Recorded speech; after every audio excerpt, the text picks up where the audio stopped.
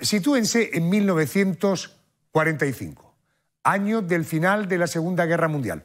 Hace ahora 80 años, como ya contábamos hace algunas semanas, en la entrega especial de este programa que dedicamos a los descendientes de los principales líderes nazis. 80 años que se firma la rendición de los nazis. Bueno, les decía que se sitúen en 1945 en la capital de Alemania, en Berlín.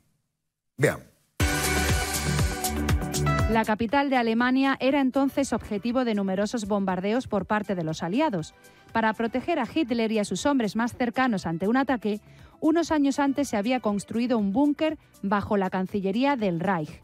Un refugio subterráneo con techos de 4 metros de grosor, puertas con cierre hermético. En todas las entradas, armarios equipados con cámaras de gas, cascos y extintores. Más de 30 habitaciones, una estancia telefónica, cocina, bodega, salas de reuniones. Es el Führerbunker, donde Hitler se suicidó y probablemente el búnker más conocido de la historia.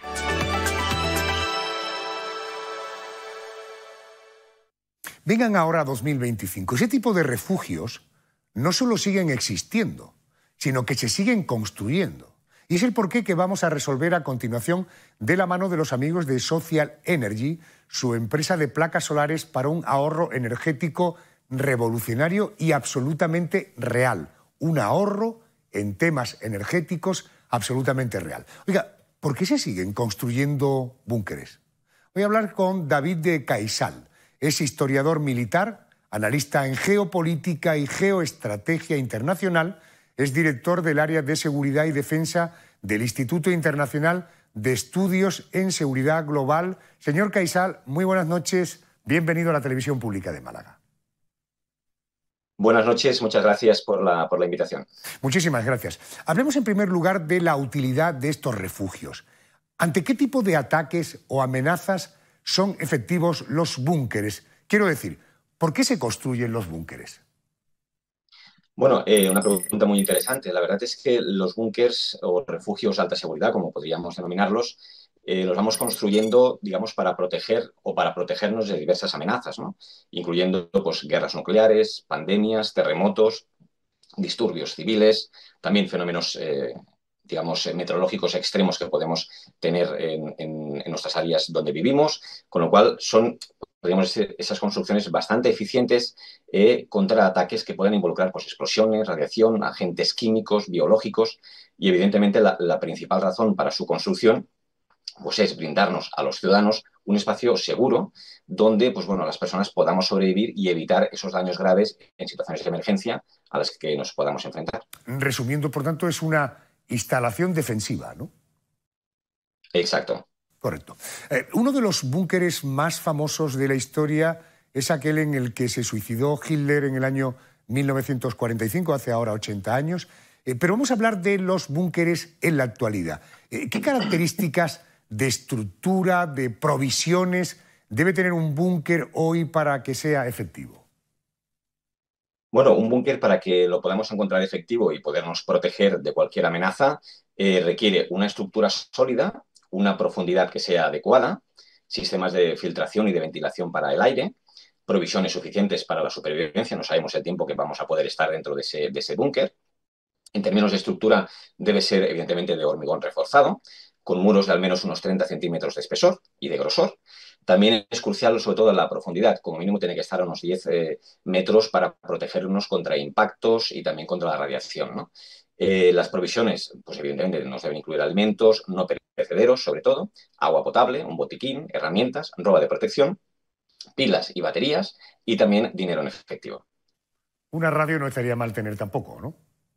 Exacto. Después de lo que vimos con el apagón, pues evidentemente una radio y sobre todo abundantes pilas es muy necesario. David, el búnker siempre tiene el denominador común que es bajo tierra, porque el hecho de que esté bajo tierra ya contamos con el blindaje que nos ofrece ser una construcción subterránea, ¿verdad?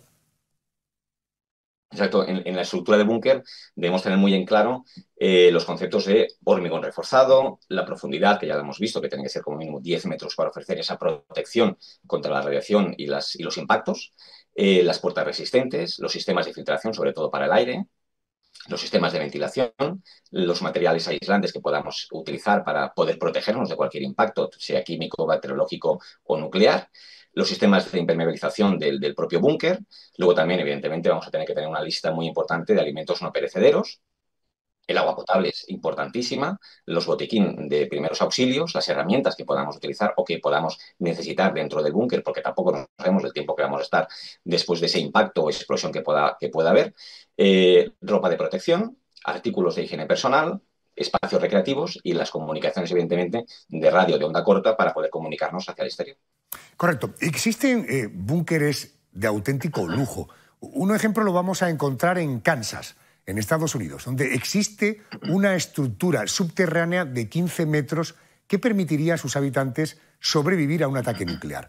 ¿Cómo son esas viviendas? Porque hablamos de viviendas, ¿verdad?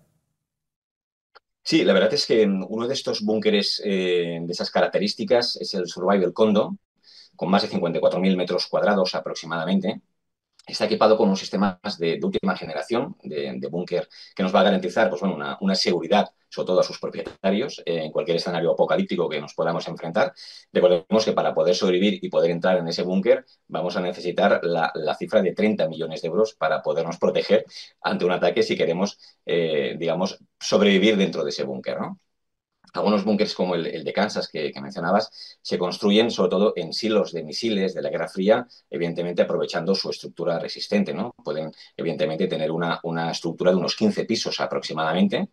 Además, pues cuenta con lujos inimaginables para un refugio subterráneo de esas características, ¿no? Con piscina climatizada con agua salada, gimnasio, sala de cine, incluso un supermercado con productos frescos cultivados en su propia área de hidroponía, que recordemos que la hidroponía es un método que lo cultivamos, que lo podemos utilizar con soluciones acuosas, ricas en nutrientes, para sustentar, digamos, las raíces de las plantas en lugar de plantarlas en el suelo, que no podemos en este caso dentro del búnker. Y ese término de hidroponía pues, nos vendría del griego hidra y de que es el agua y panos, que es el trabajo, ¿no? El trabajo del agua. Con lo cual, pues bueno, nos encontramos con un búnker de grandes características y los propietarios pues, pueden ver también el exterior en tiempo real sin saber si es seguro salir o no, ¿no? Con ciertas comunicaciones y cámaras instaladas fuera del propio búnker, ¿no? ¿Cuántas veces hemos oído hablar que sobrevive el más fuerte? Hemos evolucionado y decimos sobrevive el que tiene mayor capacidad de adaptación.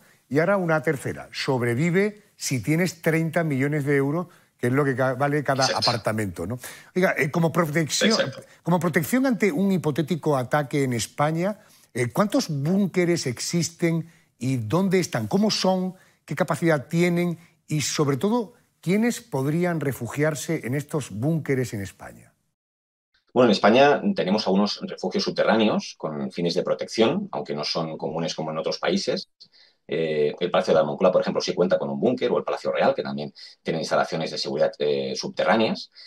El gobierno está preparando a nivel institucional, pues ante un riesgo bélico de amenaza nuclear, pues una especie de elaboración de Plan Nacional de Protección Civil específico para situaciones de conflicto armado.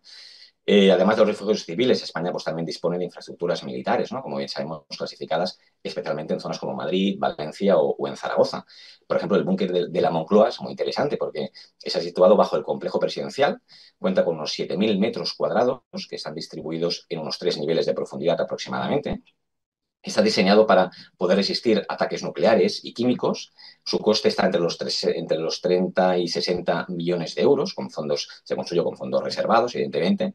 Posee un hospital, dormitorios especiales, un restaurante, un taller mecánico. También dispone de un estudio de televisión para que el presidente pues, pueda lanzar sus mensajes a la ciudadanía. Se construyó durante el gobierno de Felipe González en 1988 y fue construido por el ingeniero nuclear Antonio Alcajut, ¿no? Que tiene una empresa ABQ que ha construido más de 600 búnkers por todo el mundo. Es un auténtico experto en ingeniería en cuanto a defensa nuclear. En este caso, el búnker de la Moncloa, si no recuerdo mal, tiene una capacidad para 100 personas, pero el búnker de la Moncloa, tal como explicaba en una entrevista recientemente el arquitecto Antonio Alcajut, se copió mal. Hoy estaría completamente desfasado, no serviría para nada. Si se apunta a ese refugio, la gente que intente refugiarse en la Moncloa van a ser volatilizados en 10 segundos porque se construyó con unos planos equivocados, ¿no? Entonces, el arquitecto Alcajut está ahora con unas demandas en la Unión Europea contra el propio gobierno de España por utilizar mal su modelo, que estipuló en 1980, obteniendo un lucro indebido entre 60 y 90 millones de euros de esa mal construcción que se hizo del refugio nuclear de la Moncloa, ¿no? Digamos, como anécdota, además, hay un búnker, pero no sirve para nada. Exacto. El que se refugie en ese búnker de la Moncloa, evidentemente, no va a sobrevivir. Luego también tenemos otros búnkeres muy interesantes, como el de la base aérea de Torrejón de Ardoz, en Madrid, los de la Comandancia de Obras en Cobra, en Valencia y en Zaragoza, que bueno, dependen de la Dirección de Infraestructuras del Ejército de Tierra. También uno de los más conocidos, aunque apenas documentados, es el búnker que tenemos también debajo del Ministerio de Defensa. También se ha hablado de construcciones similares en entornos del Centro Nacional de Inteligencia y también en bases militares como Morón y también en Rota, donde también podrían existir ese tipo de infraestructuras de defensa subterráneas. Y luego también uno muy curioso, que es el Hotel Égora, antes el Hotel Beatriz, en Talavera de la Reina, en Toledo, donde podríamos considerar uno de los refugios privados más grandes del país, en España. Alberga uno de los refugios atómicos con una capacidad para unas 400 personas. Fue también construido por el arquitecto Alcajut en 1983.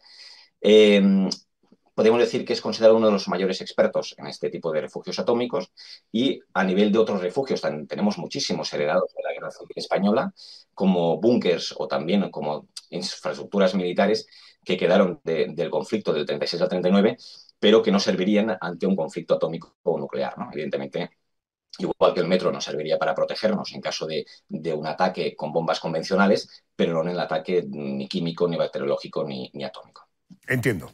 Por tanto, tenemos búnkeres, unos inservibles y otros que claramente van a resolverle el problema de protegerse solo a unos pocos. Oiga, nuestras autoridades nos hablan de que debemos converger fiscalmente con Europa, es decir, deberíamos pagar la misma cantidad de impuestos que pagan alemanes, finlandeses, que tienen búnkeres públicos. Es decir, que ha habido inversión de dinero público para construir búnkeres donde los ciudadanos, sin que sean políticos, ni militares, ni mandatarios, puedan refugiarse.